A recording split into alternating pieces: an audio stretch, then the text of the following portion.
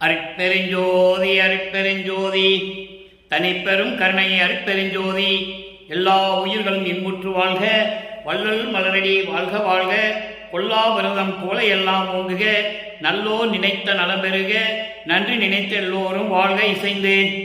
உலக மக்களே, அறிவார்ந்த அன்பர்களே, ஆண்மநேய ஒருமைப்பாடுடைய அன்பர்களே, வல்லப்பமான நம்ம கருளிய திருவட்பாவில் 3ஆம் திருமுறையில் பதிகம் 14 திருக்கோல சிறப்பு என்ற பதிகத்தில் இருக்கின்ற பாடலுடைய விளக்கங்களை பார்த்து கொண்டிருக்கிறோம். திருக்கோல சிறப்பு மொத்தம் 10 பாடல்களை கொண்டது. இதுவரையிலும் 9 பாடலுடைய விளக்கங்களை நாம் பார்த்து விட்டோம். இன்று இறுதியாக கடைசி பாடல் 10வது பாடலுடைய விளக்கத்தை நாம் பார்க்க போகிறோம். இந்த விளக்கத்தை பார்ப்பதற்கு முன்னால் ஒரு சிறிய முன்னுரை.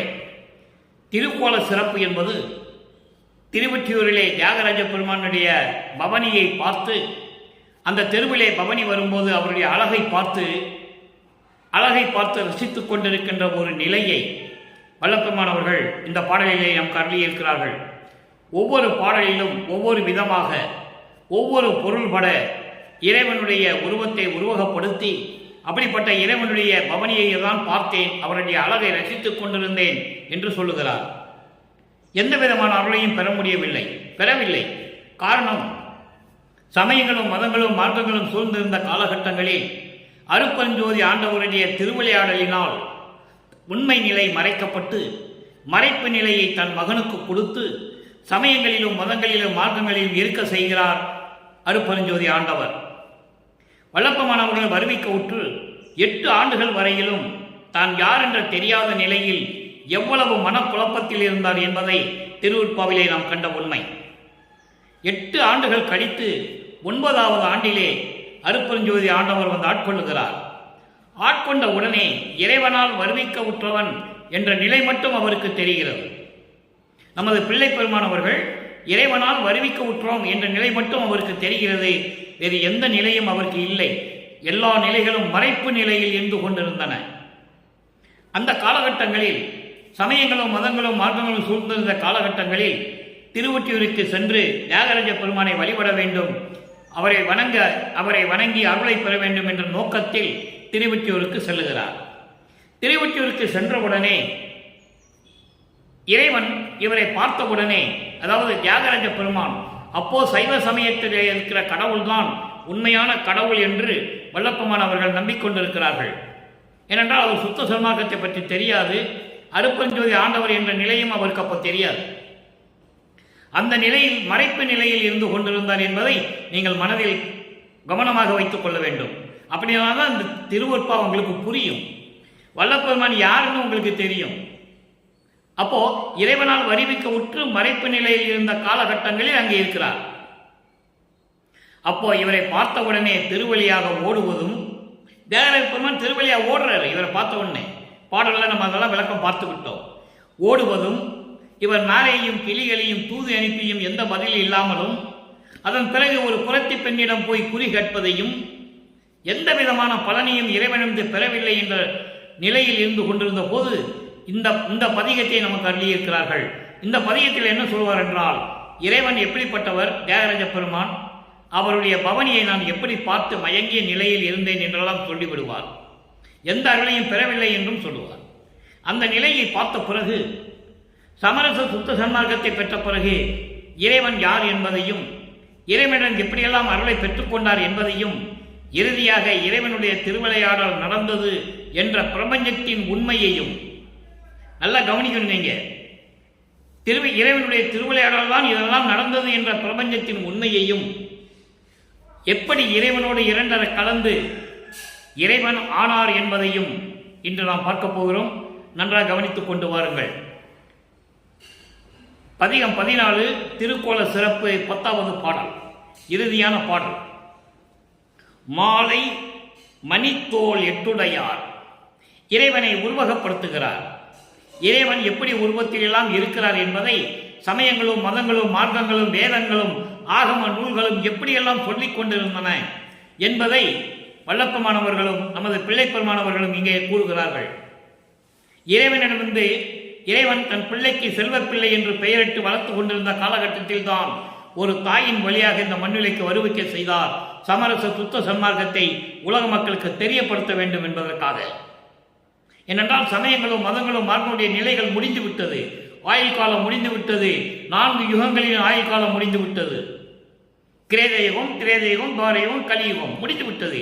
கலியுகத்தினுடைய கடைசி காலகட்டத்தில் தான் இறைவனுடைய திருவிளையாடல், அதாவது அருட்பெருஞ்சோதியுடைய திருவிளையாடல் தொடங்குகிறது. அதை நாம் அடுத்த பதியத்திலே வரும்போது பார்க்க போகிறோம். அப்போ அந்த நிலையில் இருக்கும்போது இவர் இறைவன், தியாகராஜ பெருமான் தான் இறைவன், அவரை பார்க்க வேண்டும் என்று சென்று கொண்டிருக்கிறார். அந்த நிலையில் தான் இந்த சூழ்நிலைகள் எல்லாம் நடந்து கொண்டிருக்கிறது. அதை பார்க்க போகிறோம். மாலை மணித்தோல் எட்டுடையார் மழுமான் ஏந்தும் மலர் கரத்தார். மழுமான் ஏந்தும் மலர் கரத்தார் வாழை வளம் சூழ் ஒற்றையூர் வாணர் பவனி வர கண்டேன். யாழை மணக்கும் மொழிமடவார் யாவரும் மயங்கி கலை அவிழ்ந்தார். ஏழையேன் நான் அவர் அழகை என்னவென்று உரைப்பது எந்திலையே. இது பாடல். இந்த பாடலுடைய பதவரை பார்த்துவிட்டு பொருளை பார்க்க போகிறோம். நல்லா கவனிங்க. தியாகராஜ பெருமானை எப்படியெல்லாம் உருவகப்படுத்துகிறார். இந்த வேதங்களும் ஆகமங்களும் சமயங்களை சேர்ந்த தலைவர்களும் மதங்களை சேர்ந்த தலைவர்களும் மார்க்கங்களை உருவாக்கிய தலைவர்கள் எல்லாம் சிவபெருமானை எப்படியெல்லாம் உருவகப்படுத்தினார்கள், எந்தெந்த பெயரில் அழைத்துக் கொண்டிருந்தார்கள் என்ற விளக்கத்தை எல்லாம் நாம் பார்த்து விட்டோம். இங்கே திருவொற்றியில் இருக்கின்ற இறைவன் தியாகராஜ பெருமான் எப்படிப்பட்டவன் என்று இவர்களெல்லாம் சொல்லியதை வல்லப்பெருமானும் உறுதி செய்கிறார். ஏன்னாப்பா அந்த நிலையில் தான் இருக்காது. நல்லா நீங்கள் புரிஞ்சுக்கணும். மாலை மாலை மணித்தோல் எட்டுடையார். இந்த மாலை என்பது ழை வாழைப்பழம் வருதில்ல, அந்த லை மாலை. மாலை என்பது ரத்தினம் என்று சொல்லலாம், பவளம் என்றும் சொல்லலாம், தங்கம் என்றும் சொல்லலாம். எப்படி வேணாலும் பொருள் எடுத்துக்கொள்ளலாம். மாலை மணித்தோளுடைய எட்டுடையார், 8 தோள்களை உடையவர். இந்த 8 தோள்களை உடையவர் என்று எதுக்கு சொல்கிறார் என்றால், என் குணம் கொண்ட இறைவன் என்ற விளக்கத்திற்காக அதை சொல்லுகிறார். இறைவன் 8 தோள்களை உடையவர், அதிலே 8 குணம் கொண்டவர் என்ற ஒரு தத்துவத்திற்காக அதை சொல்லுகிறார். ரத்தினம் போன்ற, தங்கம் போன்ற, பவளம் போன்ற தோள்களை 8 தோள்களை உடைய இடையார், 8 தோள்களை உடைய இறைவன் என் குணம் கொண்ட இறைவன். தன்மையத்தனாதல், தூய உடம்பினாதல், இயற்கை உணர்வினாதல், முற்றிலும் உணர்தல், இயற்கையாகவே பாசங்களை அறுத்தல், முடிவில் பேரருள் ஆற்றல் உடைமை, முடிவில் ஆற்றல் உடைமை, பேரறில் இன்ப உடைமை, வரம்பில் இன்ப உடைமை, இப்படி 8 குணங்கள் இருக்கின்றன. அப்படிப்பட்ட இறைவன் மழுமான் ஏந்தும் மலர் கரத்தார். மழுமான் என்பது ஆயுதத்தை, கோடாரி போன்ற ஒரு ஆயுதத்தை கையிலே வைத்துக் கொண்டிருப்பவர். அந்த கோடாரி ஆயுதத்தை பரசு ஆயுதம் என்று சொல்லுவார். வல்லப்பெருமானவர்கள் சொல்லுவார் பரசு ஆயுதம் என்று சொல்லுவார். அந்த பரசு ஆயுதம் உலகங்களையே அழிக்கக்கூடிய வல்லமை படைத்த ஒரு ஆயுதம். அப்படிப்பட்ட ஆயுதத்தை கையில் ஏந்தி கொண்டிருக்கின்ற இறைவன் வாழை வளம் சூழ் ஒற்றிவாணர். வாழை மரங்கள் சூழ்ந்த அழகான திருவொற்றியூரிலே இருக்கக்கூடிய இறைவன் ஒற்றிவாணர். திருவொற்றியூருக்குள்ளே இருக்கின்ற இறைவன் பவனி வர கண்டேன். அவர் பவனி வரும்போது நான் பார்த்தேன். அப்ப என்ன நடந்ததுன்னா, அதாவது வீணையில் யாழையில் இருந்து வருகின்ற அந்த இசையை போன்று மொழியில், அழகான இனிமையான மொழியில் பேசக்கூடிய பெண்கள் எல்லாம் மயங்கி நின்று கொண்டிருந்தார்கள். தங்களுடைய ஆடைகள் கூட அவிழ்ந்து கீழே, ஆடைகள் அவிழ்ந்து கீழே விழுந்தது கூட அவங்களுக்கு தெரியவில்லை. அப்படி என்றால் மெய்மறந்து நின்று கொண்டு பார்த்து கொண்டிருந்தார்கள். நானும் பார்த்தேன். அப்படிப்பட்ட அழகான பெண்கள், யாழின் வீணையிலிருந்து வரக்கூடிய அந்த இனிய இசை போன்று பேசக்கூடிய பெண்கள் எல்லாம் மதிமயங்கி, மனமயங்கி, உள்ளமயங்கி நின்று கொண்டிருந்தார்கள். அவர்களுடைய ஆடை அவிழ்ந்து கீழே விழுந்தது கூட அவர்களுக்கு தெரியல. அந்த நிலையில் மெய்மறந்து இருந்து கொண்டிருந்தார்கள். நானும் அந்த அழகை ரசித்து பார்த்து கொண்டிருந்தேன். இந்த ஏழையேன் அவர் அழகை என்னவென்று சொல்லுவது, நான் எப்படி அந்த அழகை சொல்லுவது என்று எனக்கு தெரியவில்லையே என்று சொல்லி இந்த பாடலை நமக்கு அருளி இருக்கிறார்கள். பாடலுடைய பொருளை கோர்வையாக சொல்லுகிறேன். உயர்ந்த ரத்தினம், தங்கம், பவளம் போன்றவர்களால் அலங்கரிக்கப்பட்ட 8 தோள்களை உடைய இறைவன், என் குணம் கொண்ட இறைவன், 8 குணங்கள் கொண்ட இறைவன், பரசு என்கின்ற கோளாரி ஆயுதத்தை கையில் ஏந்தி கொண்டிருக்கின்ற இறைவன், வாழை மரங்கள் சூழ்ந்த அழகான சூழ்நிலையில் இருக்கின்ற திருவொற்றியூரிலே இருக்கின்ற இறைவன் எப்படியெல்லாம் உருவப்படுத்த நீங்கள் மனசில் வச்சுக்கிட்டே வரணும். ஏன்னா 6ஆம் திருமுறை வரும்போது எப்படி சொல்கிறாருன்னு நீங்கள் கவனிக்கணும், வேறுபாடை கவனிக்கணும். நீங்கள் சமயங்களிலும் மதங்களிலும் மார்க்கங்களிலும் சொன்ன சமய தலைவர்களுடைய நிலைகள் எப்படி இருந்தன? சமரச சுத்த சன்மார்க்கத்தின் தலைவன் அருட்பெருஞ்சோதி ஆண்டவர், ஆதியம் அந்தமெல்லாம் தோன்றிய இறைவன், சுயமாக தோன்றிய இறைவன், அவரை பற்றி சொல்லும்போது எப்படி சொல்லுகிறார் என்பதை நீங்கள் புரிந்து கொள்ள வேண்டும். அதற்காக நீங்கள் நல்லா கவனிச்சுக்கிட்டே வரணும். இப்படிப்பட்ட இறைவனை பவனி வர நான் கண்டேன். அப்படி அந்த கடவுள் திருவிழா வீதி வரும்போது அவருடைய பவனியை கண்டேன். யாழ் இசையை வெல்லும் அளவிற்கு இனிமையாக பேசக்கூடிய பெண்கள் மயங்கிய நிலையில் இருந்து கொண்டிருந்தார்கள். தங்களுடைய ஆடைகள் அவிழ்ந்து கீழே விழுந்தது கூட அவங்களுக்கு தெரியவில்லை. மனமயங்கி மதிமயங்கி உள்ள மயங்கி நின்று கொண்டிருந்தார்கள். நானும் அந்த நிலையில் இருந்து கொண்டு அவருடைய அழகை, பேரழகை நான் ரசித்துக் கொண்டிருந்தேன். அதை எப்படி சொல்லுவது என்று எனக்கு தெரியவில்லையே உலக மக்களே என்று சொல்லி இந்த பாடலை நமக்கு அருளியிருக்கிறார்கள். தன்னை தலைவியாகவும் இறைவனை தலைவனாகவும் உள்ளத்தை தோழியாகவும் வர்ணனை செய்து உலக மக்களுக்கு தெரிவிக்கிறார். உலக மக்களே, நான் அந்த காலகட்டங்களில் சமயங்களிலும் மதங்களிலும் மார்க்கங்களில் ஈடுபட்டு கொண்டிருந்த போது இறைவனை இந்த நிலையில் நான் கண்டேன் என்று உலக மக்களுக்கு தெரிவிக்கிறார். அப்போது அவருக்கு இருந்த நிலை அவ்வளவுதான். அதன் பிறகு காலங்கள் உருண்டு ஓடுகின்றன, ஆண்டுகள் கடந்து கொண்டு சென்று கொண்டிருக்கின்றன. இறைவன் மறுபடியும் மகனை ஆட்கொண்டு சமரச சுத்த சன்மார்க்கத்தை கொடுக்கிறார். சமரச சுத்த சன்மார்க்கத்தை பெற்ற பிறகு அவருடைய செல்வப்பிள்ளை, அதான் பிள்ளை பெருவிண்ணப்பம் என்று சொல்லுகிறார். செல்வப்பிள்ளை, இறைவனுடைய செல்வப்பிள்ளை அவர். அப்போ அருட்பெருஞ்சாண்டவர் தன் மகனுக்கு செல்வப்பிள்ளை என்று பெயரிட்டு வளர்த்துக் கொண்டிருந்தார்கள். சமரச சுத்த சன்மார்க்கத்தை கொடுப்பதற்காக, உலகிலேயே இருக்க வேண்டும் என்பதற்காக ஒரு தாயின் வழியாக வருவிக்க செய்தார் அருட்பெருஞ்சோதி ஆண்டவர். சுத்த சன்மார்க்கத்துக்குள்ளே என்றாகிறாரு, உள்ள நுழைகிறாரு நமது பிள்ளை பெருமானவர்கள். அதுக்கப்புறம் எப்படி விண்ணப்பம் வைக்கிறார் தந்தையிடம். ஏன்னா மறுபடியும் அந்த நிலை வந்துடக்கூடாது. சமயங்களில் மதங்கள் மார்க்கங்கள் இந்த நிலை மீண்டும் வந்துடக்கூடாது. அதுக்காக விண்ணப்பம் வைக்கிறார். 6ஆம் திருமுறை பிள்ளை பெருவிண்ணப்பம் பதிகம் 20 90வது பாடல். 3ஆம் திருமுறை என்று நாம் பார்த்த இறுதியான பாடலுக்கு 6ஆம் திருமுறையிலே 90வது பாடலிலே விளக்கம் இருக்கிறது. நல்லா பாருங்க. அத்தனை அங்கே இறைவன் என்றுதான் சொல்லுவார். நல்லா புரிஞ்சுக்கணும் நீங்க. அங்கே இறைவன் என்றுதான் சொல்லுவார். ஒற்றிவாணர் இறைவன், திருவொற்றியில் இருக்கின்ற இறைவன், பாம்புகளை கழுத்தில் அணிந்து கொண்ட இறைவன், கங்கையை தலையிலே சூடிக்கொண்ட இறைவன், பிறை சந்தனனை தலையிலே சடையிலே சூடிக்கொண்ட இறைவன், இப்படியெல்லாம் சொல்லுவார். ஏன்னா அப்படிதான் அந்த நிலை இருந்தது. சுத்த சன்மார்க்கத்தை பெற்ற பிறகு இறைவனை எப்படி சொல்ற பாருங்க. அத்தனே, அத்தனே என்றால் என் தந்தையே, என் அப்பாவே, என் தந்தையே. ஏனென்றால் நீயே என் தந்தை அருளுடையாய், என்னை நேர்ந்து பெற்ற தாயே என்று சொல்லுவார். ஆன்ற சன்மார்க்கம் அணிவர என்னைத்தான் ஈன்று அமுதளித்த இனிய நற்றாயே என்று சொல்லுவார் அருட்பெருஞ்சோதி அகவலிலே. இப்படி நிறைய இடங்களில் பிரபஞ்சத்தின் உண்மைகள் இருக்கின்றன. அப்போ அத்தனே, அப்பா, திருச்சற்றம்பலத்து அரசே, அங்கே விண்ணுலகிலே சிவஞான வெளியில் இருக்கின்ற திருச்சிற்றம்பலம் இருக்கிறதே, அங்கே இருக்கின்ற அரசனே, அந்த ராஜ்யங்களை அரசாட்சி செய்து கொண்டிருக்கின்ற இறைவனே, இங்க வடலூரிலே சத்தியஞான சபையிலே இருக்கின்ற இறைவன் என்று பின்னால் சொல்லுவார். அருட்பெருஞ்சோதியே, அடியார்கள் பித்தனே எனினும் பேயனே எனினும் பெரிது அருள் புரியும் தனி தலைமை சித்தனே. தனி தலைமை சித்தன் என்று சொல்வார். இங்கே சித்தன் என்பது இறைவன். அதே சித்தனை நான் ஆகிவிட்டேன் என்று சொல்லுவார். திருவந்தியார் பதிகத்திலே 64வது பதிகம், திருவந்தியார் பதிகத்திலே 10வது பாடலிலே சொல்லுவார். முத்தியை பெற்றேன், அம்முத்தியினால் ஞான சித்தியை உற்றேன் என்று உந்திப்பற. உந்திப்பற என்பது காற்றிலே உந்துகின்ற ஒரு சக்தி. பிரபஞ்சத்தில் போய் சொல்லுன்னு சொல்றார். நான் மக்களிடம் நேரம் சொல்லி பார்த்தேன், யாரும் கேட்கிற மாதிரி இல்லை. நீ போய் பிரபஞ்சத்தில் சொல்லுன்னு சொல்ற. ஞான சித்தியை பெற்றேன் என்று உந்திப்பற, சித்தன் ஆனேன் என்று உந்திப்பற, நான் இறைவனாகிவிட்டேன் என்று சொல்லுகிறார்.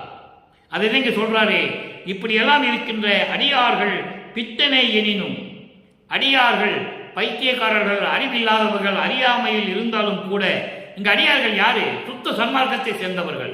சுத்த சன்மார்க்கத்தை சேர்ந்தவர்கள் உருவ வழிபாடு செய்யக்கூடாது, சிறு தெய்வ கோயிலுக்கு செல்லக்கூடாது, சமயங்களிலும் மதங்களிலும் மார்க்கங்களிலும் நெறிகளை கடைபிடிக்க கூடாது.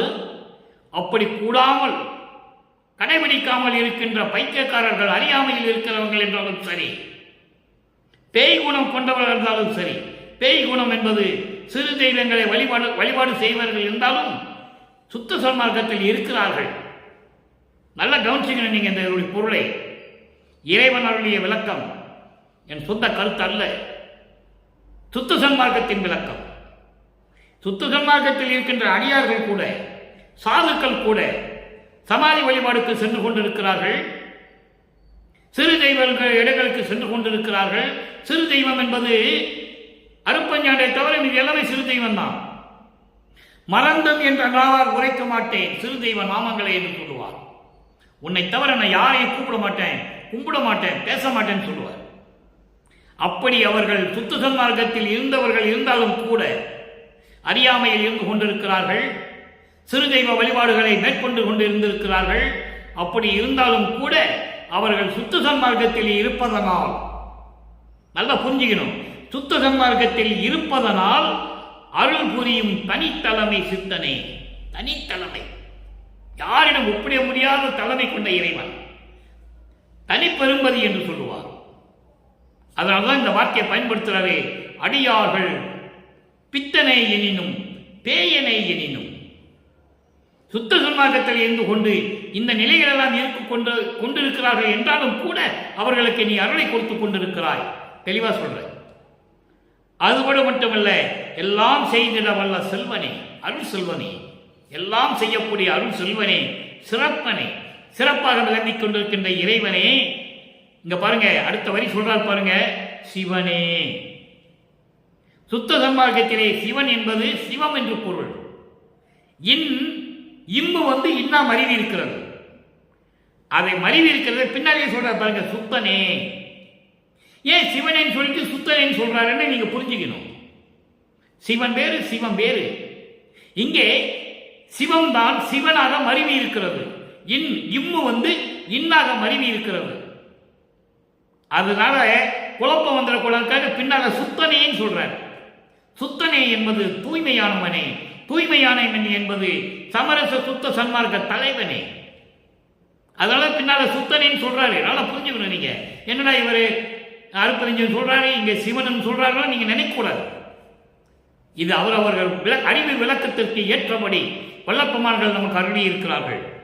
சிவம் சிவனாக மருவி இருக்கிறது. அதனாலதான் பின்னால சுத்தனேன்னு சொல்றாரு. நினது தனையன் நான் மயங்கி துயர்ந்து உளம் வாடுதல் அளவோ, நான் உனது மகன். உனது மகன் மனம் மயங்கி மனம் தளர்ந்து துன்பப்பட்டு என் மனம் வாடுவது, துன்பப்படுவது, வருத்தப்படுவது உனக்கு அழகா? நீ தந்தை அல்லவா?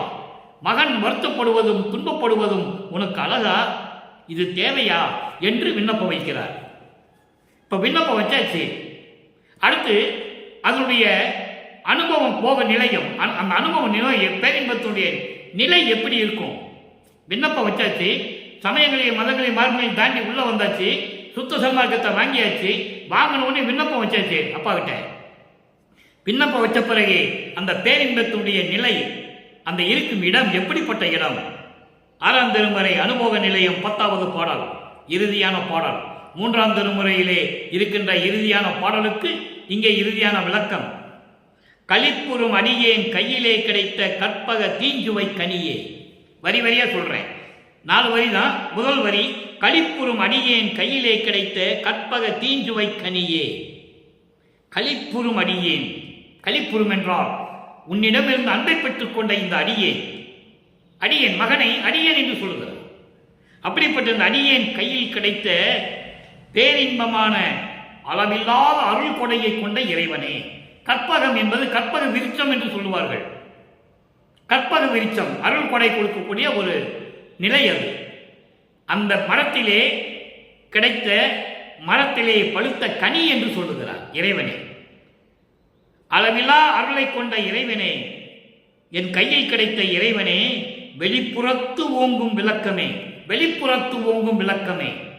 வெளிப்புறம் என்பது சும்மா வெளிப்புறம்னா வெளியில் என்ன இருக்குது இல்லை, அது உலகியல் விளக்கம், நூல் விளக்கம். சுத்த சன்மார்க்கம் வெளிப்புறம் என்பது எல்லாவற்றுக்கும் அப்பாற்பட்டு வெளிப்படையாக உள்ளதை உள்ளபடி உள்ளபடி விளங்குகின்ற விளக்கமே. வேதங்கள், ஆகமங்கள், சமயங்கள், மதங்கள், மார்க்கங்களில் கூறப்பட்ட வழிமுறைகள், நெறிமுறைகள் இவற்றுக்கெல்லாம் அப்பாற்பட்டு வெளிப்படையாக அதன் விளக்கங்களுக்கு மேல் விளக்கமாக விளங்கிக் கொண்டிருக்கின்ற இறைவன், அதான் வெளிப்புறத்து. அதுக்கடுத்து அகப்புறத்து சொல்லுவார் பாருங்க. அகப்புறத்து விளங்கும், அகத்தே விளங்கும் ஓர் விளக்கமே. அகத்தே என்பது என் உள்ளத்திலே அருப்பெருஞ்சோதியாக விளங்கிக் கொண்டிருக்கின்ற விளக்கமே. அதெல்லாம் பொய். சமயங்களோ மதங்களோ மார்க்கங்களோ நெறிகள் எல்லாம் பொய். வேதங்கள், ஆகமங்கள் சொல்லப்பட்ட நெறிகள் எல்லாம் கடந்து அதன் விளக்கங்களுக்கு மேல் விளக்கமாக இருந்து கொண்டு என் உள்ளத்திலே இருந்து கொண்டிருக்கின்ற விளக்கமே, அருப்பெருஞ்சோதியே, எனக்கே ஒளிப்பில்லாது. அடுத்த வரை சொல்றார் பாருங்க. அதை நீங்க கவனிக்கணும். திருவருட்பா சாதாரண விஷயம் அல்ல. ஒவ்வொரு வரிக்கும் ஒரு விளக்கம் உண்டு. ஒளிப்பில்லாது, எனக்கே ஒளிப்பில்லாது, எனக்கு எந்த விதமான மறைப்பும் இல்லாமல், ஒளித்து காட்டாமல், வெளிப்படையாக உள்ளதை உள்ளபடியாக அன்றே என்று என்று பிரபஞ்சம் தோன்றிய காலத்திலிருந்தே எனக்கு தெரிவித்து, இதெல்லாம் இந்த நிலையெல்லாம் எப்போ தெரியுது அவருக்கு? சுத்த சன்மார்க்கத்தை வாங்கின பிறகு தெரியுது. நம்ம இறைவன் செல்லப்பிள்ளையாக இருந்தோம், அந்த நிலைகள்லாம் அப்பதான் அவருக்கு தெரியுது. அதனால சொல்றாரு, அன்றே உள்ளதை உள்ளபடி எதையும் மறைக்காமல் என்னிடத்தில் உள்ளதை உள்ளபடி என் உள்ளத்திலே கலந்தருளி எனக்கு அருளை கொடுத்த சிற்பொதுவில் ஒருவனே. சிற்பொது சிற்றவை, சிற்றவையில் இருக்கின்ற ஒருவனே என்று சொல்லுகிறார். ஒருவனே என்றால் என்ன? ஒரே இறைவன். ஆக அன்றே எனக்கு, அப்போ அவர் ஒவ்வொரு யுகத்திலும் இருந்தார் என்பதை இந்த உலக மக்களுக்கு தெரிவிக்கிறார் என்பதை இங்கு நான் பதிவு செய்ய கடமைப்பட்டிருக்கிறேன். அதற்கான பாடல்கள் ஏராளமாக உண்டு திருவுட்பாவிலே, யாரும் மறுக்க முடியாது. அந்த நிலையில் இருந்து கொண்டிருப்பவர் வல்லற்பமானவர்கள். 202 ஆண்டுகளாக வல்லற்பமானுடைய இறைநிலையை, அவருடைய இறைத்தன்மையை யாரும் சொன்னதில்லை என்பதுதான் வேதனையான விஷயம். பொதுப்படையாக பேசினார்கள். மருதூரிலே ராமையா பிள்ளைக்கு சின்னியனாருக்கும் 5வது பிள்ளையாக பிறந்தார். இப்படியெல்லாம் பொதுப்படையாக பேசினார்கள். உண்மைதான், இல்லை என்று சொல்ல முடியாது. ஆனால் அவருடைய உண்மை நிலையை யார் சொன்னது? யாருமே சொல்லலை. தமிழ் துறவி என்றார்கள், தொகுப்பாளர் என்றார்கள், நூலாசிரியர், பாடலாசிரியர், விஞ்ஞானி, மருத்துவர், போகி, யோகி, இப்படிதான் சொன்னார்கள். கூட இருந்த மாணாக்கர்கள் முதல் ஆதாரங்கள் உண்டு, யாரும் மறுக்க முடியாது. அவர் இறைவன் என்று சொன்னது யார்? பிரபஞ்சத்தை இயக்கிக் கொண்டிருக்கிறார் என்று சொன்னது யார்? யாரும் சொல்லவில்லை. திருவுட்பாவிலே உண்டு, வரிக்கு வரி சொல்லுவார் 6ஆம் திருமுறையிலே. அப்படிப்பட்ட இறைவன், சிற்பொதுவில் இருக்கின்ற இறைவனே, இனி பிரிவு ஆற்றேன். இனிமே உன்னை நான் விட்டு பிரிய மாட்டேன். இனிமே உன்னை விட்டு நான் பிரிய மாட்டேன். எதுக்கு? புளிப்பு அற இனித்ததற்கு இது தகு தருணம் புனந்தருள் புனந்தருள் எனையே. புளிப்பு அறை, எப்படி அருமையா சொல்றார் பாருங்க. புளிப்பு அறை, புளிப்பு அறை என்பது சமயங்களையும் மதங்களையும் மார்க்கங்களையும் நெறிகளெல்லாம் நீக்கி இனித்ததற்கு, சுத்த சன்மார்க்கம் என்னை கொடுப்பதற்கு, சுத்த சன்மார்க்கத்தை கொடுத்து எல்லாரையும் கொடுப்பதற்கு இதுதான் நல்ல நேரம். ஏன்னா அப்பதான் என்றாகிறார் உள்ள சுத்த சன்மார்க்கத்துக்குள்ள. புளிப்பு அறை என்பது மாயைகளையும் மயக்கங்களையும் துன்பங்களையும் துயரங்களையும் சுமந்து கொண்டிருக்கின்ற, முரண்பாடுகளையும் வேறுபாடுகளையும் சுமந்து கொண்டிருக்கின்ற இந்த சமயங்கள் மதங்கள் மார்க்கங்களுடைய நெறிகளை எல்லாம் நீக்கி சுத்த சன்மார்க்கத்தை கொடுப்பதற்கு, என்னை ஆட்கொள்வதற்கு இதுதான் தகுந்த தருணம். புணர்ந்து அருள். நான் ஏற்கனவே விளக்கம் கொடுத்திருக்கிறேன். புணர்ந்து அருள். ஏன் அருள்னு சொல்லலாம்ல? அருள்கவே அப்படின்னு சொல்லலாம்ல? போற்றி போற்றி என்று சொல்லலாமே. புணர்ந்து அருள், என்னோட கலந்துக்கணும். நீ தனியா இருக்கக்கூடாது. நீ தனியா இருந்தா மறுபடியும் பிரச்சனை வரும். அந்த அணுக்கள்லாம் தவம் இருப்பாங்க. ஏற்கனவே செயலில் இருந்து இருக்கின்ற பிரம்மன் திருமணால மறுபடியும் அந்த அணுக்கள் தவம் இருக்கும். நீ போய் தயவும் கருணை கொண்டவன், நீ அருளை கொடுத்துருவேன், நம்மளால சமாளிக்க முடியாது, இது போதுண்டா சாமி, என் கூட வந்துருன்னு சொல்ற. புனந்தருள் புனந்தருள் எனியே என்று சொல்லி இந்த பாடலை நமக்கு அள்ளியிருக்கிறார்கள். அடுத்து பாருங்க. சரி, இப்போ சுத்த சன்மார்க்கத்துக்குள்ள வந்தாச்சு, விண்ணப்பம் வச்சாச்சு, பேரின்பத்தையும் எப்படியெல்லாம் இருக்குன்னு சொல்லியாச்சு, அருளை கூட கலந்துருன்னு சொல்லியாச்சு. இப்போ பிரிவு ஆற்றாமை, நான் பிரிய மாட்டேன்னு சொல்லிட்டார்ல. அப்போ 10வது பாடல் பிரிவு ஆற்றாமை 29 பதிகம் 6ஆம் திருமுறை 3ஆம் திருமுறை இருக்கின்ற கடைசி பாடலுக்கு இங்க விளக்கம். பாதி இரவில் எழுந்தருளி பாவியேனை எழுப்பி அருள்ஜோதி அளித்து என் உள்ளகத்தை சூழ்ந்து கலந்து புலங்குகின்றாய் உறுதிப்படுத்துகிறார் உலக மக்களிடம். பாதி இரவு, நடுசாமம் என்று சொல்வார்கள். அதிலே எழுந்து அருளி பாவியனை எழுப்பி, பாவியனை எழுப்பின என்ன அர்த்தம்? எழுப்பின தூக்கத்திலிருந்து எழுப்புறது அல்ல, அறியாமையில் இருந்து எழுப்புறது அல்ல, சமயங்களிலும் மதங்களிலும் மார்க்க நெறியிலெல்லாம் நீக்கி அதெல்லாம் தேவையில்லை மகனே என்றுக்கு அறிவை கொடுத்து, மெஞ்ஞான அறிவை கொடுத்து, அருள் ஜோதியை கையில் கொடுத்து, அருள் ஜோதியை வாங்கினா அதெல்லாம் இருக்கக்கூடாது, தூக்கம் இருக்கக்கூடாது, முதல்ல பசி இருக்கக்கூடாது, மலஞ்சலம் கழிக்கக்கூடாது. அவங்ககிட்ட தான் அருப்பெருஞ்சோதியை கொடுக்க முடியும். அந்த நிலையில் அருப்பெருஞ்சோதியை கொடுத்து என் உள்ளத்திலே கலந்து சூழ்ந்து பரிபூர்ணமாக புலங்குகின்றாய், விளங்குகின்றாய். நீதி நடஞ்செய் பேரின்ப நிதி. நீதி நடன் செய் என்பது சமரச சுத்த சன்மார்க்க நெறியிலே இருந்து கொண்டு சத்தியஞான சபையிலே அருள் நடனம் செய்து கொண்டு அருளாட்சி செய்து கொண்டிருக்கின்ற பேரின்பமே, அருள் செல்வமே, பேரின்ப அருள் செல்வமே. நான் பெற்ற நெடும் பேற்றை, நான் பெற்ற இந்த பெரும் வாக்கியத்தை ஓதி முடியாது, அதெல்லாம் சொல்வதற்கு முடியாது, அரிதான நிலை அதெல்லாம். நான் பெற்ற பேற்றை ஓதி முடியாது. என்னை போல் இவ்வுலகம் பெறுதல் வேண்டுவனே, என்னை போல் இவ்வுலகம் பெறுதல் வேண்டுவனே. உலகம் என்பது உலக மக்கள், உலக மக்களெல்லாம் பெற வேண்டும். எல்லா உலகங்களும் செழித்திருக்க வேண்டும். விண்ணுலகம், மண்ணுலகம், பாதாள உலகம், எத்தனையோ உலகங்களை சொல்றாரு. எல்லா உலகங்களும், உயிரினங்களும், உலக மக்களும் இன்புற்று வாழ வேண்டும். எல்லாரும் இன்புற்று வாழ்க சொல்றாரா? எல்லா உயிரும் இன்புற்று வாழ்க. அந்த நிலை மாறுகிறது. சரி, இதெல்லாம் சொல்லியாச்சு. அடுத்து அருள் ஜோதி நிலை 10வது பாடல், இறுதியான பாடல். அருள் ஜோதி நிலை, அருள் ஜோதியினுடைய இறைவன் அருப்பெருஞ்சோதி ஆண்டவருடைய நிலை என்ன? அவர் என்னென்று எப்படி அருளை பெற்றுக் கொண்டார்? உலக மக்களுக்கு சொல்லி ஆகணும். ஏன்னா சும்மா திருவொற்றியூரில் இருக்குது, திருமலை வாயில் இருந்தது, திருவள்ளி தாயத்தில் இருந்தது, இதெல்லாம் சொல்றாரு. அப்போ சுத்த சன்மார்க்கத்தை பெற்ற பிறகு தான் யார் என்ற நிலையை உலக மக்களுக்கு தெரியப்படுத்த வேண்டும். அதனால தெரியப்படுத்துகிறார். நல்ல கவனிங்க. சத்தியமாம் தனி தெய்வம், சத்தியமாம் தனி தெய்வம், உண்மையான தெய்வம். பிரபஞ்சத்தில் ஆதிய மந்தமெல்லாம் தோன்றிய, சுயமாக தோன்றிய உண்மையான தெய்வம், தனி தெய்வம், யாரிடம் ஒப்பிட முடியாத தன்னிகர் இல்லாத தெய்வம், தடையறியா தெய்வம். தடையறியான்னா என்ன? இறைவனுக்கு ஏது தடைகள்? நல்லா நீங்க புரிஞ்சுக்கணும். அதைதான் விண்ணப்பத்தில் சொல்லுவார்.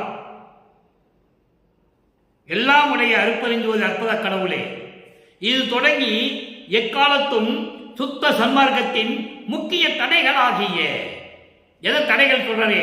முக்கிய தடைகளாகிய சமயங்கள், மதங்கள், மார்க்கங்கள் என்பவற்றின் ஆசார சங்கற்ப விகற்பங்களும், வர்ணம் போன்ற உலகச்சார சங்கற்ப விகற்பங்களும் எங்கள் மனதில் பற்றாவண்ணம் அருள் செய்தல் வேண்டும். அதுதான் தடைகள். அந்த தடைகளை நீக்கிய இறைவன், அந்த தடைகள் எல்லாம் அறியாத இறைவன். அதான் அகவல்ல சொல்லுவாரு, சாதியும் மதமும் சமயமும் பொய் என ஆதியில் உணர்த்திய அருப்பெருஞ்சோதி.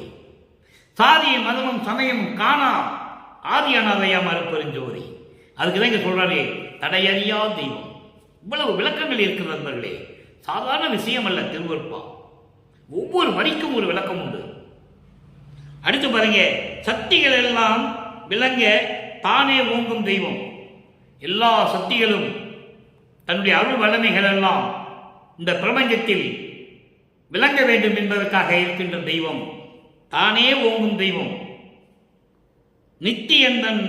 நித்தியந்தன் மயமாகி நின்ற தெய்வம், அழிவில்லாத தெய்வம், அழிவில்லாத தெய்வம், நிரந்தரமாக இருக்கக்கூடிய தெய்வம்.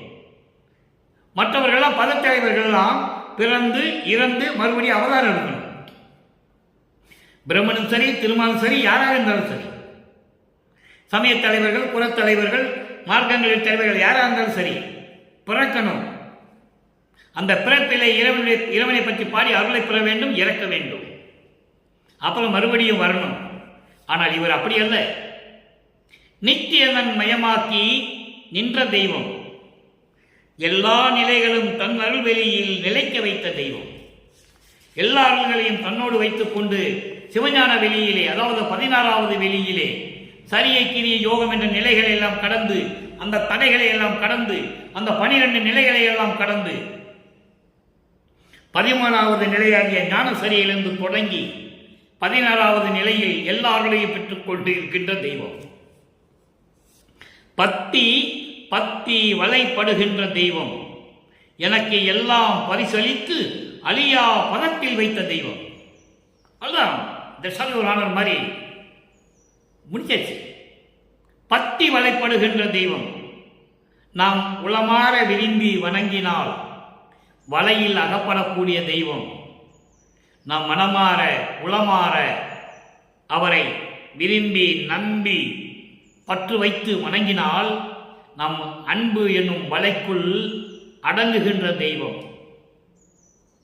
ஏற்கனவே பாடலில் சொல்லியிருப்பார்.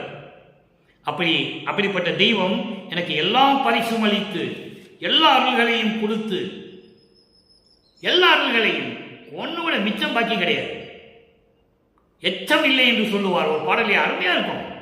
மகனை உனக்கு கொடுத்து விட்டேன், எச்சம் என்று கொடுத்து விட்டேன் என்று சொல்லுவார்.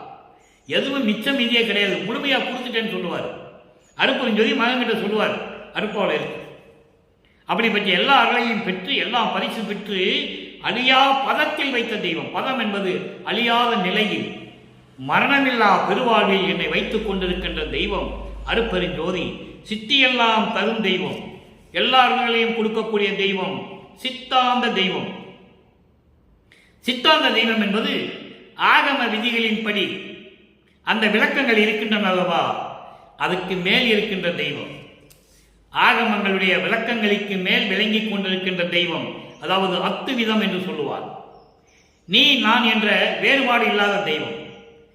மகனே, நீயும் நானும் வேறு இல்லை, நாம் ஒன்றுதான் என்று ஒரு இடத்திலே சொல்லுவார். ஒன்றல்ல இரண்டல்ல, ஒன்று இரண்டல்ல, ஒன்றல்ல ஒன்றினும் ஒன்றே என்று சொல்லுவார், அகவலிலே சொல்லுவார். அப்படிப்பட்ட நிலையில் இருக்கின்ற தெய்வம் அருப்பெருஞ்சோதி ஆண்டவர். சிற்றவையில் விளங்குகின்ற தெய்வமதே தெய்வம். திருச்சபையிலே விளங்கிக் கொண்டிருக்கின்ற தெய்வம் அருப்பெருஞ்சோதி ஆண்டவர் என்று சொல்லுகிறார். ஆக இறைவனுடைய நிலையை சொல்லியாச்சு. 3ஆம் திருமுறையில் பார்த்த கடைசி பாடல் திருவற்றில் இருக்கின்ற இறைவன். அவர் பவனி வர பார்த்தேன், அவ்வளவுதான், காட்சி கொடுத்தாலும் மறைஞ்சிட்டாரு, மெய் மறந்து நின்னேன். இந்த நிலை இங்கே அருப்பெருஞ்சோதி என்று சொல்லுவார். இங்கே உருவமே இல்லை. திருநூறு பூசியிருக்கான்னு சொல்ல மாட்டாரு, கங்கையை தலையில வச்சிருக்கான்னு சொல்ல மாட்டாரு, பாம்பை கழுத்துல சுத்தி கொண்டாருன்னு சொல்ல மாட்டாரு. அது அதோடு முடிந்து விட்டது. அது சைவ சமயங்களைச் சேர்ந்த தலைவர்கள் யாராக இருந்தாலும் சரி, சொக்கநாதர் இருந்தாலும் சரி, மகாலிங்கமாக இருந்தாலும் சரி, தியாகராஜன் இருந்தாலும் சரி, மாசிலாமணியாக இருந்தாலும் சரி, எல்லாமே பிச்சையாண்டி இருந்தாலும் சரி, நடராஜனாக இருந்தாலும் சரி, தியாகராஜனாக இருந்தாலும் சரி, எல்லாம் அதே தான். அருப்பெருஞ்சோதி வேறு, ஒரே இறைவன். அப்போ அவருடைய திருவிளையாடல் எப்படி நடந்தது அதை கொஞ்சம் சுருக்கமாக சொல்வார். ஒரு நாளே வரிதான். ஆடிய பாதம் என்ற தலைப்பிலே 10வது பாடல். இதில் பிரபஞ்சத்தின் உண்மையே இருக்கும், அதான் நீங்கள் புரிஞ்சுக்கணும். ஆடிய பாதம் என்பது சும்மா நடனம் ஆடுறதில்லை. நடனம் ஆடுற பாதம் திருவிளையாடல், அதாவது என்ன சொல்லுவாங்க, அருள் நடனம், அந்த மாதிரி இல்லை. இங்கே ஆடிய பாதம் என்பது திருவிளையாடல் செய்த இறைவன். திருவிளையாடல் செய்த இறைவன் எப்படிப்பட்ட இறைவன் பிரபஞ்சத்திலிருந்து சொல்றார். 4 வரியில் சொல்றார். நண்பர்களே பாருங்க, ஐவண்ணமும் கொண்ட அற்புத பாதம். ஐவண்ணம் என்பது 5 தொழில்கள். வெண்மை முதல் ஒரு பாடலை சொல்லுவாரு. இதுக்கு நான் ஏற்கனவே விளக்கம் கொடுத்துருக்கிறேன். நீங்க தொடர்ந்து நம்ம பதியத்தை பார்த்தீங்கன்னா அற்புதமாக உங்க விளங்கும். இடையில பார்த்தோம்னா உங்களுக்கு அது விளங்காது.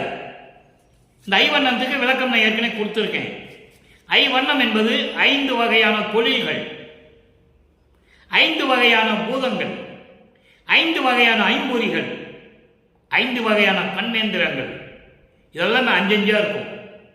இங்க ஐவண்ணம் என்பது 5 தொழில்களை குறிக்கக்கூடியது. வெண்மை முதல் ஐவண்ணமும் மேவி. வெள்ளை நிறம்னா படைத்தல். ஒவ்வொருக்கும் ஒரு நிறத்தை சொல்லுவார். அந்த விளக்கம் நான் கொடுத்துட்டேன், மறுபடியும் கொடுக்கணும்னு நமக்கு நேரம் பத்தாது. 5 தொழில்களை படைத்தல், காத்தல், அழித்தல், மறைத்தல், அருளல். இந்த 5 தொழில்களுக்கும் 5 வண்ணமாக மேவி 5 தேவர்களாய் இருந்து கொண்டு 5 தொழிலையும் செய்வோனே என்று பாடலிலே சொல்லுவார். அதே போன்று மண் முதல் ஐந்தாயி,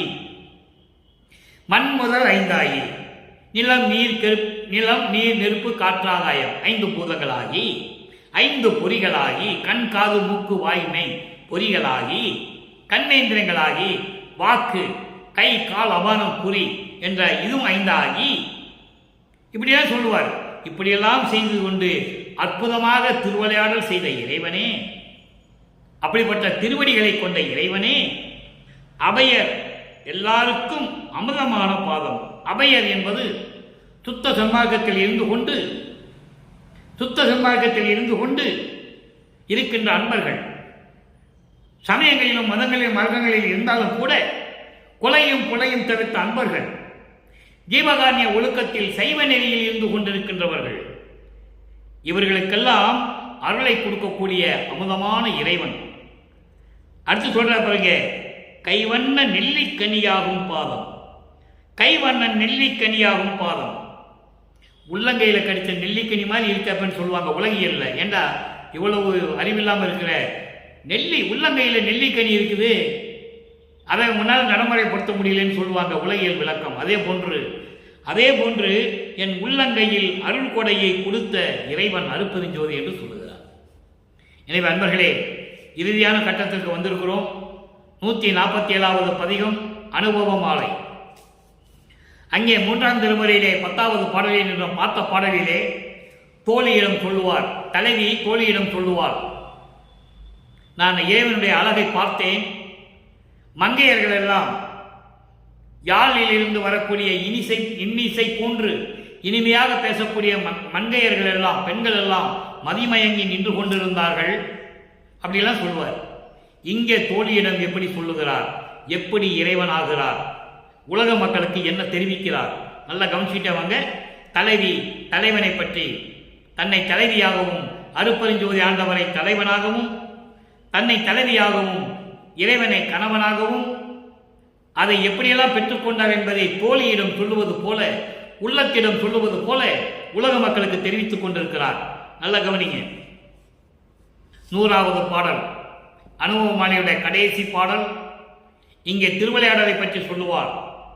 எல்லாமே நடந்தது திருவிளையாடல். உபசாரத்தால் பெற்ற தந்தை என்பான் ஒருவனுடைய சுக்கில பையிலை என்னை பேரணுவாக வைத்து, அந்த விந்து வெளிப்பட்ட காலத்தில் உபசாரத்தால் பெற்ற தாய் என்பார் ஒருத்தியின் கருவறையிலே சேர்ந்த வரைக்கும் என்னை காத்தருளினீர் என்று சொல்லுவார். அங்கதான் திருவிளையாடல் தொடங்குது. நம்ம அடுத்த பதியத்தில் வரும்போது 2ஆம் திருமுறை 1ஆம் திருமுறை வரும்போது நாம் பார்த்துக் கொள்ளலாம். அற்புதமாக இருக்கும். 1822 முதல் 1874 வரை இந்த 52 ஆண்டுகளில் என்னென்ன நடந்தது என்பதை நாம் தெளிவாக பார்க்க போகிறோம். ஒரு 10 நாள் நீங்க காத்திருங்கள். அதன் பிறகு அங்கதான் போகிறோம். ஏன்னா 3ஆம் திருமுறை அடுத்த பதிகம் 10 பாடல்களோடு முடிகிறது. 235 பாடல்கள் 3ஆம் திருமுறையினுடைய விளக்கம் தந்தாகிவிட்டது. இறைவனுடைய தயவாலையும் கருணையாலையும் அருளாலையும் என்பதை சொல்லிக் கொள்வதில் பூரிப்படைகிறேன், பெரும் மகிழ்ச்சி கொள்கிறேன். ஆக இந்த 10வது பாடலை பாருங்க. நமக்கு நேரம் நெருங்கிட்டு இருக்கு. அறியாத பருவத்தை என்னை வழிந்து அழைத்து, அறியாத பருவத்தை என்னை வழிந்து அழைத்து. அறியாத பருவம் 9வது ஆண்டு. 8 ஆண்டுகள் வரைக்கும் அவருக்கு என்னன்னே தெரியாது. வருவிக்க உற்று 8 ஆண்டுகள் வரைக்கும் அவருக்கு என்னன்னே தெரியாது. அதாவது 1823வது ஆண்டிலிருந்து 1831 ஆண்டுகள் வரைக்கும், அந்த 8 ஆண்டுகள் இருக்குல்ல, 1823 1831 அந்த 8 ஆண்டுகள்ல பிள்ளை பெருமானவர்களுக்கு என்ன நடந்ததே தெரியாது. அந்த ஒவ்வொரு ஆண்டு, இந்த 51 ஆண்டையும் 8 8 பிரிக்கிறார் அருட்பெருஞ்சாண்டவர். ஏற்கனவே நிறைய விளக்கங்கள் அதெல்லாம் கொடுத்துட்டேன். தொடர்ந்து பார்த்தா உங்களுக்கு புரியும். அப்போ 9வது ஆண்டில், அறியாத பருவம், அந்த 9வது ஆண்டில் என்னை ஆட்கொண்ட அருள் கடலே என்று சொல்லுவார். ஆண்டாறு 3வது ஆண்டிலே ஆட்கொண்ட அருள் கடலே என்று சொல்லுவார். ஆரோடு 3வது ஆண்டிலே என்னை ஆட்கொண்டாய் என்று சொல்லுவார். பல இடங்களிலே சொல்லுவார். அற்புதமாக இருக்கும். அப்போ அது அறியா பருவம். 9வது ஆண்டிலே என்னை வலிந்து, என்னை விரிந்து அழைத்து, என்னை ஆட்கொண்டு ஆடல் செய்யும் திருவடிக்கே பாடல் செய்ய பணித்தார். திருவிளையாடல் செய்து கொண்டிருக்கின்ற அவருடைய திருவடிக்கு என்னை பாடும்படி கட்டளையிட்டார். எப்படி சொல்றாரு பாருங்க. அதுக்கப்புறம் சொல்றாரு பாருங்க, இதெல்லாம் திருவிளையாடல் சொல்வார் பாருங்க. சரியாத மனசெரியன் செய்த பிழையெல்லாம் திருவிளையாட்டு என கொண்டே திருமாலை அணிந்தார். திருமாலை அணிந்தார் என்பது ஆட்கொண்டு அருளை கொடுத்தார் என்று பொருள். இதெல்லாம் திருவிளையாடல் மகனே, உன்னை சமயங்களிலும் மதங்களிலும் மார்க்கங்களிலும் இருக்க செய்ததெல்லாம் ஒரு திருவிளையாடல். நீ உலக மக்களுக்கு சொல்ல வேண்டும், நானும் சமயங்களிலும் மதங்களிலும் மார்க்கங்களில் இருந்தேன், திருநூறு பூசிக்கொண்டிருந்தேன், உத்தராட்ச கட்டை கழுத்தில் மாற்றிக் கொண்டிருந்தேன், கடுக்கான் போட்டிருந்தேன். எல்லாம் நீ செஞ்சுதான் ஆகணும். காலத்தின் கட்டாயம். உலக மக்களுக்கு நீ இப்படிதான் சொல்லணும். அதுக்கப்புறம் சுத்த சம்பாக்கத்தை பெற்ற பிறகு அதெல்லாம் தேவையில்லைன்னு சொல்லணும். இந்த விளக்கத்தில் நம்ம பார்க்க போறோம். 1ஆம் திருமுறையில் என்ன சொல்றாரு, 2ஆம் திருமுறையில் என்ன சொன்னாரு, 4ஆம் திருமுறையில் என்ன சொல்றாரு, அதுக்கெல்லாம் 6ஆம் திருமுறை எப்படி விளக்க இருக்கிறதோ நம்ம பார்க்க போறோம். ஏன்னா 3ஆம் திருமுறை முழுசா நம்ம சொல்லிட்டோம். 3ஆம் திருமுறையில மொத்தமாகவே இறைவன் அதை பார்ப்பாரு, திருமலையா ஓடுவார் அவர் தியாகராஜ பெருமான். இதான் நடக்கும். அந்த 235 பாடல்கள் இப்படிதான் நடக்கும். இப்போ எல்லாம் திருவிளையாடல் என கொண்டு நான் செய்த இந்த பிழைகள் எல்லாம் சமயங்களிலும் மதங்களிலும் மார்க்கங்களில் இருந்தபோது திருநீர் பூசினது, உத்தராட்சி விட்ட போட்டிருந்தது, கடுக்கான் போட்டிருந்தது, அந்த நெறிகளை பின்பற்றி வழிபாடு செய்தது, இதெல்லாம் நான் செய்த இந்த பிழைகள் எல்லாம் திருவிளையாட்டு என நினைத்து, திருவிளையாடல் என்று நினைத்து எனக்கு அருளை கொடுத்தார். நான் எங்க அப்பாட்ட கேட்டேன், என்ன இதெல்லாம் நடந்ததேன்னு கேட்கும்போது, அதெல்லாம் திருவிளையாடல் மகனே, அதெல்லாம் நீ ஒன்றும் நினைக்க வேண்டாம் என்று சொல்லுவார். அதுக்கான விளக்கங்கள் நிறைய இருக்கு, நம்ம பார்க்க போறோம். பிரியாமல் என் உயிரில் கலந்து கலந்து இணைக்கும் பெருந்தலைவர். எப்படி சொல்றாரு பாருங்க, என்னை பிரியாமல் என் உள்ளத்திலே கலந்து கலந்து அப்படின்னு என்ன அர்த்தம்? ஒவ்வொரு தடவையும் திருவிளையாடல் செய்து என்னை இந்த நிலைக்கு கொண்டு வந்து என் உள்ளத்தில் இருந்து கொண்டு பிரியாத பெருந்தலைவர், எல்லாருக்கும் தலைவர் நடராயர் என்னை கொண்டார். இங்க நல்லா கவனிக்கணும், நடராயர் என்று சொல்லுகிறார். நடராஜர் என்று சொல்லல. இன்னைக்கு உடனே நடராயர்னு நடராயன் போயிடக்கூடாது. நடராயன் சொல்றாரு. நடராயன் சொல்லும்போது பொதுவாகவே உங்களுக்கு மனசு எங்க போகும்? உடனே சிதம்பரத்துக்கு போயிடும். சிதம்பரத்தில் நடராஜன் போகும். அது இல்லை. இங்க நடராயர் என்பது அருப்பெருஞ்சோதி. அருப்பெருஞ்சோதி என்னை புணர்ந்தார், என்னோடு கலந்து கொண்டார். யார் சொன்னது? இந்த பிரபஞ்சம் தோன்றிய காலத்திலிருந்தே கோடான கோடி பேர்கள் தோன்றினார்கள், மறைந்தார்கள், செத்தார்கள், இறந்தார்கள், சமாதியானார்கள். யார் சொன்னா இறைவன் என்னோட கலந்துக்கிட்டு யாரும் சொல்லியிருக்காங்களா? அருளை பெற்றிருக்கலாம், அது ஞானம். எல்லாருமே அருளை பெற்றிருக்கலாம், அது ஞானம். கர்ம சித்தி யோக சித்தியை கொண்டது. ஞான சித்திக்கு யார் வந்தது? யாருமே இல்லை. நீங்க எந்த புராணங்களை காவியங்களை எடுத்து பார்த்துக்கலாம். இறைவன் யாரோட கலந்தது?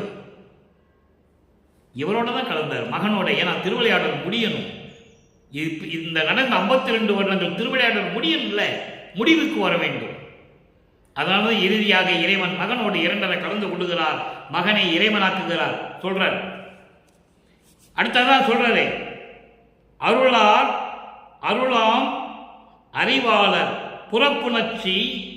நல்ல கவனிக்கணும், அருளாம் அறிவாளர் புறப்புணர்ச்சி என்னை அழியாது ஓங்க.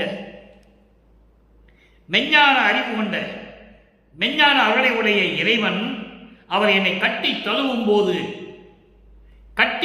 போது அழியாத நிலை எனக்கு ஏற்பட்டு விளங்கிக் கொண்டிருக்கின்ற அந்த நேரத்தில் இறைவன் சுத்த தேகம், புரண தேகம், ஞான தேகமுடைய இறைவன் அவரை இவரை கட்டி தழுவும் போது இவருக்கு அந்த தேகம் வந்து விடுகிறது. அப்படி அழியாது ஓங்க அருளியது. அழியாது ஓங்க அருளியது என்பது என்றையும் அழியாமல் இருக்கின்ற அந்த முத்தேகத்தை எனக்கு கொடுத்தது. முத்தேகத்தை கொடுத்தது அதோடு மட்டுமல்ல, அதன் பிறகு ஈண்டு. இந்த ஈண்டு என்ற வார்த்தைக்கு ஒரு சின்ன விளக்கம். ஈண்டு என்பது இந்த மண்ணுலகிலே விண்ணுலகத்தில் இருந்த என்னை இந்த மண்ணுலகிலே என்னை ஒரு தாயின் வழியாக வருவிக்க செய்து திருவிளையாடல் செய்து இப்பொழுது இறுதியாக என் உள்ளத்தில் கலந்து எல்லையில்லா அருளை கொடுத்ததை எப்படி சொல்லுவது? அதங்கே ஈண்டுன்னு சொல்லுகிறார். ஈண்டு அகப்புணர்ச்சி அளவு உரைக்கலாமே. அகப்புணர்ச்சி என்பது உள்ளத்தில் கலந்து கொண்டது, இரண்டர கலந்து கொண்டது. புறப்புணர்ச்சியை தழுவும் போது உத்தேகம் கிடைத்து விட்டது. அந்த நிலையில் இருக்கும்போது என்னுடைய உள்ளத்தில் கலந்து இந்த மண்ணுலகிலே திருவிளையாடல் முடிந்து விட்டது மகனே, நீ இறைவனாகிவிட்டாய் என்ற நிலையை எனக்கு உணர்த்தி என்னோடு இரண்டர கலந்து கொண்ட அந்த இன்பத்தை, அந்த அருள் கொடுத்த விதத்தை நான் என்னவென்று சொல்லுவது என்று சொல்லி இந்த பாடலை நிறைவு செய்கிறார்கள். நம்மளை எல்லாம் படைத்து காத்து கொண்டிருக்கின்ற இறைவன் அருட்பெருஞ்சோதி ஆண்டவர் அவர்கள், வல்லப்பமானவர்கள், இறைவன். அப்ப இந்த நிலையெல்லாம் நீங்கள் நினைத்து கொண்டு அன்பர்களே, சுத்த சன்மார்க்கத்தில் இணைந்து கொலையும் கொலையும் தவிர்த்து சைவ நெறியில் இருந்து கொண்டு இறைவனை ஜோதி வழிவழியில் வர வேண்டும். ஜோதி வழிவில் வழிபட்டு இறைவனுடைய அருளையும் செல்வங்களை எல்லாம் பெற்று இந்த வையகத்திலே நீங்கள் வாழ்வாங்கு வாழ வேண்டும், நோயற்ற வாழ்வில் வாழ வேண்டும் என்று இறைவனுடைய தயவாலையும் கண்ணையாலை வாழ்த்தி இந்த வள்ளலார் ஊழியன் விடைபெறுகிறேன். மீண்டும் நாளை சந்திப்போம். நன்றி, வணக்கம். அருட்பெருஞ்சோதி, அருட்பெருஞ்சோதி, தனிப்பெரும் கருணை அருட்பெருஞ்சோதி.